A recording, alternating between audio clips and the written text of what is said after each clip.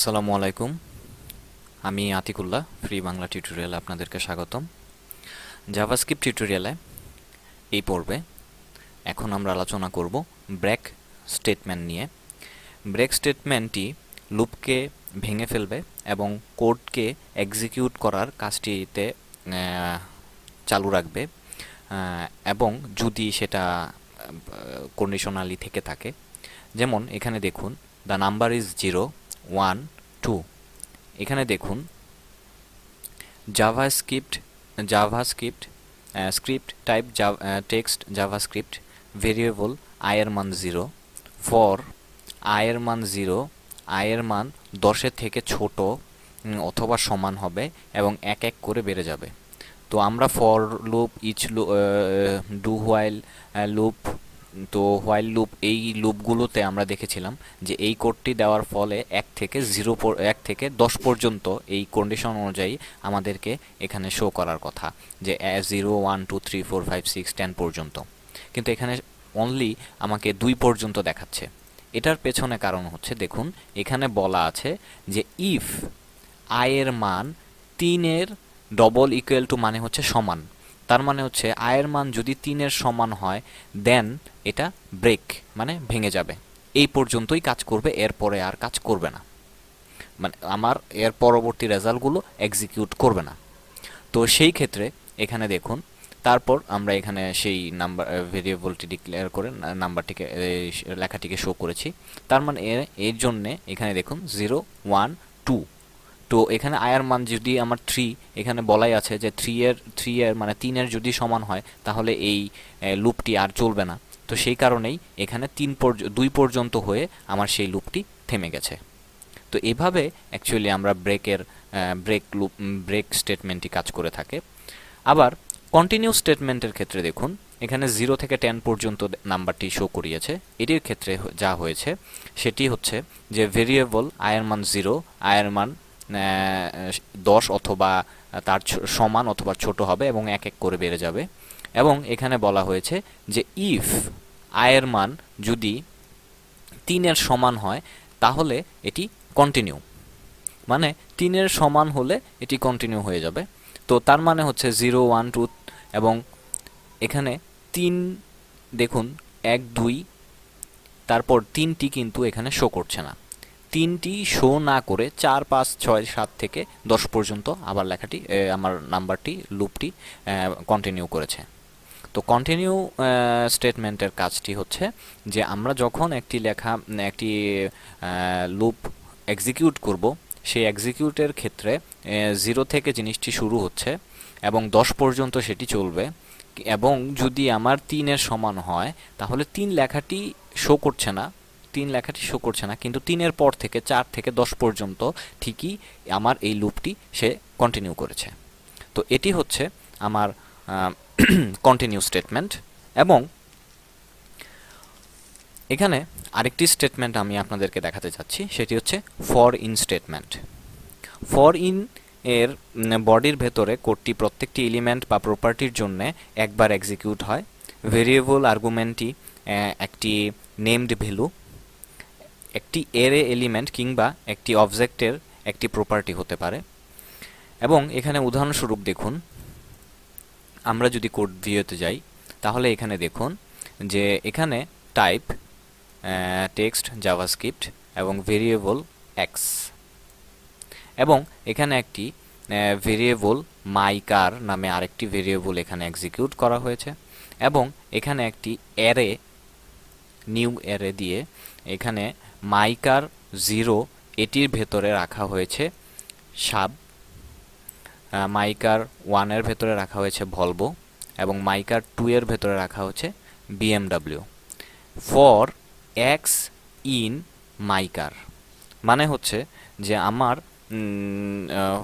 এই এক্সটি মাইকারের ভেতরে রয়েছে এবং মাইকারের সাথে এক্সের একটি রিলেশন তৈরি করা হয়েছে।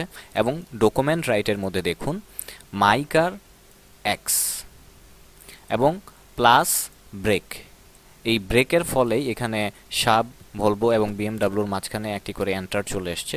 এবং এখানে দেখুন মাইকার নামে যে আমি ভেরিয়েবলটি রেখেছি এবং মাইকারের আন্ডারে যে আরও কতগুলো নাম্বার শো করেছিলাম 0 1 2 এটির ভেতরে আমি যে ডাটাগুলো রেখেছি সেই ডাটাগুলোকে আমি এই 0 1 2 3 এই ডাটাগুলোকে একটি একটি করে না কল করে ডিরেক্টলি আমি এক্স ডাটাকে কল করেছি। যেহেতু এখানে উপরে আমার মাইকারের সাথে ভেরিয়েবলটির সাথে এক্স ভেরিয়েবলটি সম্পর্ক তৈরি করে দেওয়া হয়েছে, সেই জন্যে মাইকার এক্স এটিকে কল করার ফলে অটোমেটিক্যালি আমার তিনটি ডেটা একসাথে শো করছে।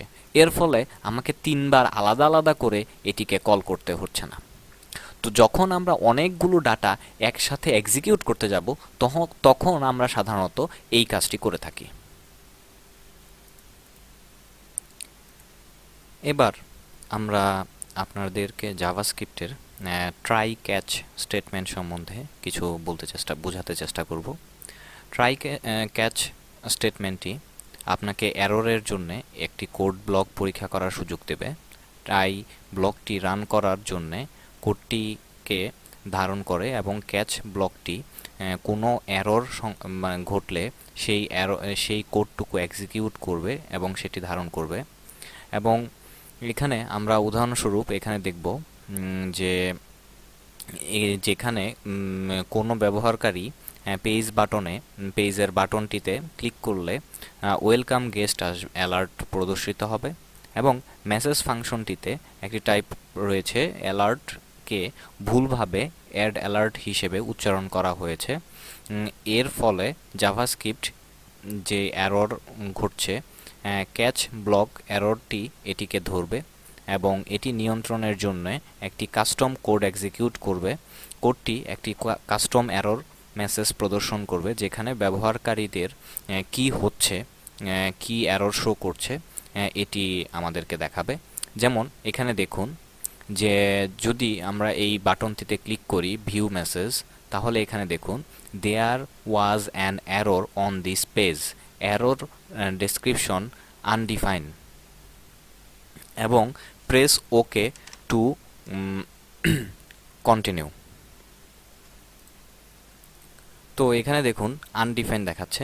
অ্যাকচুয়ালি গুগল ক্রোমের মধ্যে আমি ব্রাউজারটি ইউজ করছি, বাট এটিকে যদি আমরা ইন্টারনেট এক্সপ্লোরার দিয়ে ওপেন করি, ফর এক্সাম্পল এখানে দেখুন ভিউ মেসেজ, এটির মধ্যে যদি আমি ক্লিক করি তাহলে এখানে দেখুন একটি পপ আপ মেনু আসছে এবং এখানে দেখাচ্ছে there was an error on this page, error description, the value of property add alert is null or undefined, not a function object, click OK to continue এবং এটি চলে গেছে। তো এটির ফলে তো এই কাজটির জন্য দেখুন আমরা যদি কোড ভিউতে যাই তাহলে দেখুন ভেরিয়েবল ডিক্লেয়ার করা হয়েছে txt এবং এটির মাঝখানে একটি function message, try, add alert, welcome guest, catch error, text, there was an error on this page এবং n আবার টেক্সট প্লাস এরর ডেসক্রিপশন এবং এরর ডেসক্রিপশনটি এখানে শো করছে, টেক্সট প্লাস ক্লিক ওকে কন্টিনিউ n অ্যালার্ট টেক্সট। তো এইটির মাধ্যমে এখানে বোঝানো হচ্ছে যে আপনাকে একটি অ্যাড অ্যালার্ট দেখাবে ওয়েলকাম গেস্ট এবং এখানে ক্লিক করার পর এখানে দেখানোর কথা ছিল যে ওয়েলকাম গেস্ট, কিন্তু সেই ওয়েলকাম গেস্ট লেখাটি দেখাচ্ছে না। এর ফলে এখানে একটি এরর হয়েছে। সেই এররটি কি, এটি অটোমেটিক্যালি ব্রাউজার সে শো করছে যে কি এরর হচ্ছে এবং সেই এররটি এর মাধ্যমে এটি অটোমেটিক্যালি সে ডাইনামিক্যালি এটি জেনারেট করে আপনার সামনে দেখাচ্ছে। তো এই এররটি দেখানোর জন্যই আমরা সাধারণত ট্রাই ক্যাচ এই স্টেটমেন্টটি ইউজ করে থাকি। ঠিক এখানে দেখুন আরেকটি এরর ভিউ মেসেজ এবং এখানে দেখাচ্ছে there was an error on this page, click okay to continue viewing this page or click cancel to return home page. Okay then, okay দিলে এই পেজটি শো করছে, বাট আবার যদি আমরা এখানে ক্যান্সেলে ক্লিক করি তাহলে দেখুন এই পেজটি অটোমেটিক্যালি google.com চলে যাচ্ছে। এইটি পেছনে কারণ দেখুন কোডটি আমরা আগের মতো এখানে কোডটি লিখেছি এবং এখানে আমি মেসেজ দিয়ে দিয়েছি। আগেরবার এখানে দিয়েছিলাম যে এরর ডেসক্রিপশনটি দেখানোর জন্য এবং এরর ডেসক্রিপশন, বাট এইবার এখানে আমি কিন্তু সেটি দেইনি। এটি না দিয়ে আমি বলতেছি যে যখন ইউজার ক্যান্সেলে ক্লিক করছে তখন সেটি রিটার্ন করছে এবং if confirm text document location href দিয়ে এখানে আমি www.google.com দিয়ে দিয়েছি। এর ফলে এখানে আমি যখন ক্যান্সেলে ক্লিক করছি তখন অটোমেটিক্যালি আমার সাইটটি পেজটি অটোমেটিক্যালি গুগলের পেজে চলে যাচ্ছে। এই এই এই কাজটি দেখানোর পেছনে কারণ হচ্ছে অনেক সময় আমার একটি পেজের মধ্যে এরর থাকতে পারে এবং এরর হতে পারে। তো এরকম আমরা যদি কোনো পেজের মধ্যে এরকম এরর থেকে থাকে তাহলে আমরা সেই এরর পেজটি ইউজারের সামনে শো না করিয়ে আমরা আমাদের হোম পেজে অথবা আমাদের যে পেজে দরকার সে এররলেস যেই পেজটি রয়েছে সেই পেজে ইউজারকে পাঠিয়ে দেওয়া উচিত, যাতে ইউজারের সামনে আমার এরর পেজটি শো না করে। তো ঠিক এইরকমভাবে আপনাদেরকে ট্রাই ক্যাচটি কাজ করে থাকে। এবার জাভাস্ক্রিপ্টের আরেকটি স্টেটমেন্ট, সেটি হচ্ছে থ্রো স্টেটমেন্ট। থ্রো স্টেটমেন্টটি আপনাকে একটি এক্সেপশন তৈরি করার সুযোগ দিবে। এই স্টেটমেন্টটি ট্রাই ক্যাচ স্টেটমেন্টের সাথে একত্রিত করে ব্যবহার করলে আপনি প্রোগ্রামের ত্রুটি নিয়ন্ত্রণ করতে পারবেন এবং যথাযথ এরর মেসেজগুলো জেনারেট করতে পারবেন।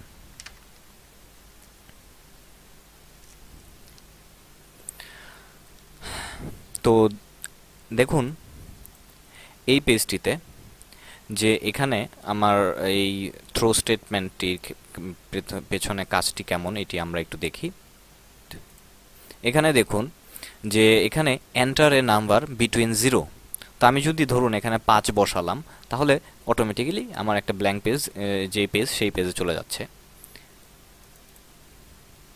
এবং আমি যদি এখানে 5 না বসিয়ে এখানে বলা হয়েছে 10 থেকে 0 থেকে 10-এর মধ্যে নাম্বার দেখানোর জন্য, তো আমি যদি এখানে 11 বসাই তাহলে দেখুন এখানে সে আমাকে একটি এরর মেসেজ দেখাচ্ছে, error the value is too high, মানে আমি যে ভ্যালুটি বসিয়েছি সেটি অনেক বড়। আবার দেখুন এখানে আমি যদি -1 বসাই তাহলে এখানে দেখুন ওকে দেওয়ার পর the value is to low, মানে ভ্যালুটি আমি কম বসিয়েছি। তো এই ক্ষেত্রে দেখুন এখানে যা করা হয়েছে যে একটি variable x promote enter the number, যে আমি ওই মেসেজটি শো করিয়েছি এবং এখানে আমি ভেরিয়েবলটি রাখার জন্য একটি জায়গা দিয়ে দেওয়া হয়েছে এবং ট্রাইয়ের ভেতর। এবং এখানে আপনাদেরকে আরেকটি জিনিস দেখাই, ধরুন আমি এখানে নাম্বার না বসিয়ে একটি এবিসিডি বসাইলাম এবং এখানে দেখুন আরেকটি এরর মেসেজ শো করছে the value is not a number, এটি নাম্বার নয়। তো এখানে দেখুন ট্রাইয়ের ফলে ইফ এক্স 10-এর থেকে যদি ছোট হয় থ্রো এরর 1, তো এখানে এরর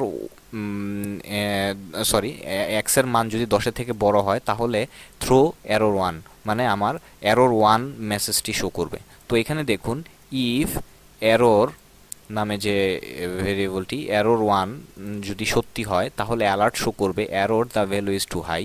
আবার দেখুন এখানে বলা হয়েছে এক্সের মান যদি এক্স 0 থেকে ছোট হয় তাহলে এখানে শো করবে যে ভ্যালু ইজ টু লো। আবার এখানে ইজ NaN এক্স, মানে আমার যদি ইফ এলস, মানে আমার যদি এখানে এক্সের মান অন্য কিছু হয়, নাম্বার যদি না হয়ে অন্য কিছু হয় তাহলে এরর 3-তে শো করবে। তো এরর 3-র মধ্যে দেওয়া আছে the value is not a number, এটির কোনো নাম্বার নয়।